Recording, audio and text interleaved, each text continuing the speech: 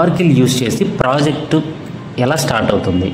Client ఎప్పుడైనా సరే తనకు ఒక ప్రాజెక్ట్ అనుకున్నప్పుడు దాన్ని ఏ ఈఆర్పి యూజ్ చేసి చేయాలనుకున్నప్పుడు, సపోజ్ ఒరాకిల్ ఈఆర్పిని యూజ్ చేయాలి అని అంటే ముందుగా ఒరాకిల్ ఈఆర్పిలో దేనికి సంబంధించి అతనికి రిక్వైర్మెంట్, సపోజ్ ఫినాన్షియల్స్కి ఉంది, ఒరాకిల్ ఫ్యూజన్ ఫినాన్షియల్స్కి ఉంది అనుకుంటే ఫస్ట్ అతను ఒరాకిల్ ఫ్యూజన్ సంబంధించిన సబ్స్క్రిప్షన్ తీసుకోవాలి. ఆ సబ్స్క్రిప్షన్ తీసుకున్నప్పుడు దాంట్లో ఈ క్లయింట్ ఏమి మెన్షన్ చేయాలి అంటే సబ్స్క్రిప్షన్ ఎన్ని సంవత్సరాలు తీసుకోవాలి అండ్ ఎంతమంది యూజర్స్కి ఆ పర్మిషన్ ఇవ్వాలి, యాక్సెస్ ఇవ్వాలి అని ముందుగానే ఈ ఒరాకిల్ యాక్సెస్లో అప్లికేషన్లో మనకు యాక్సెస్ తీసుకునేటప్పుడే వస్తుందన్నమాట.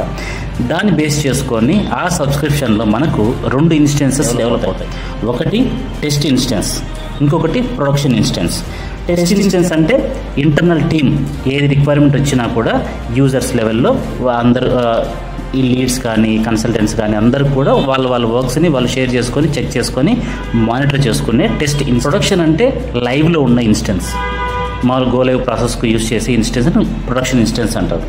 ఈ 2 ఇన్స్టెన్సెస్ అనేది ఆ సబ్స్క్రిప్షన్లో వచ్చేస్తాయి. అది కాకుండా మనకి ఇంకా వేరే కావాలి, ఎక్స్ట్రాగా ఇంకా కొంచెం ఇంకొకటి 2 ఇన్స్టెన్సెస్ కావాలి అనుకున్నప్పుడు డెవ్ ఇన్స్టెన్సెస్ అని వస్తాయి, డెవలప్మెంట్ ఇన్స్టెన్సెస్. అది కావాలి అంటే మనం ఎక్స్ట్రా ఛార్జెస్ పే చేసి ఆ ప్యాకేజ్తో పాటు వీటిని కూడా పర్చేస్ చేయాల్సి ఉంటుంది.